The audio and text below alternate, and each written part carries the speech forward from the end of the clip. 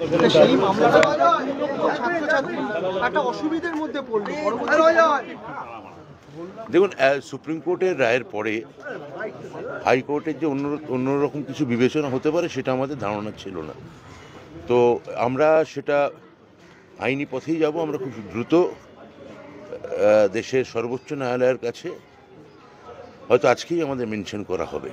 আর যে ক্যাপ, যেটা অভিন্ন পোর্টাল, সেটার ভর্তির এটা খুব দ্রুত হবে, খুব দ্রুত। এইটার জন্য একটা জট হলো এই হাইকোর্টের এই রায়ের জন্য, কিন্তু এটা আমার মনে হচ্ছে খুব দ্রুত আজকালের মধ্যেই সমাধান হবে। আরেকটা বিষয় দাদা, বর্তমান সময় দেখা যাচ্ছে এসআইআর নিয়ে রীতিমতন বাঙালি যারা পরিযায়ী শ্রমিক, বাঙালিকে বিজেপি শেষ করে দিতে চাইছে। বাঙালি এবং বাংলা ভাষার প্রতি যে অপমান, যে তাচ্ছিল্য তারা দেখাচ্ছে, সম্ভবত কলোনিয়াল কারণে বাংলা একসময়, এই বেঙ্গল প্রেসিডেন্সির কথা বলছি আমি, 12 সালে আমাদের এখান থেকে বিহার এবং 1937 সালে উড়িষ্যা বেঙ্গল প্রেসিডেন্সি থেকে আলাদা হয়ে যায়। কিন্তু তার আগে বেঙ্গল প্রেসিডেন্সি এবং বাংলা, মূলত বাংলা ভাষাভাষী ভারতবর্ষের সর্বোচ্চ জায়গায় ছিল। দেশভাগ, বেঙ্গল প্রেসিডেন্সিকে টুকরো করা, এখানে রাজনৈতিক অস্থিরতা, অনেক কারণে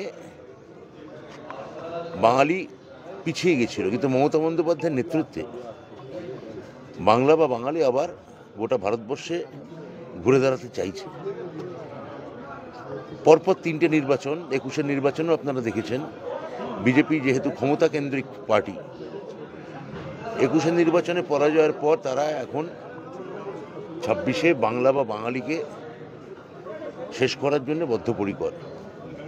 কারণ তারা পরিষ্কার বুঝতে পারছে যে পশ্চিমবঙ্গের জনাদেশ, মানুষের আবেগ, এসবই আমাদের মুখ্যমন্ত্রী মমতা বন্দ্যোপাধ্যায়ের সঙ্গে আছে।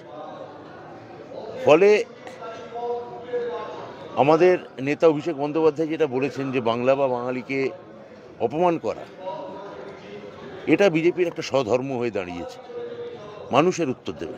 দাদা আরেকটা প্রশ্ন, বাংলা ইন্ডিয়া অ্যালায়েন্স বৈঠক বসলো, সোনিয়া গান্ধী, রাহুল গান্ধীর সঙ্গে অভিষেক বন্দ্যোপাধ্যায় এসআইআর নির্বাচন কমিশন ইস্যুতে নির্বাচন কমিশনের সামনে তারা বিক্ষোভও দেখাবে।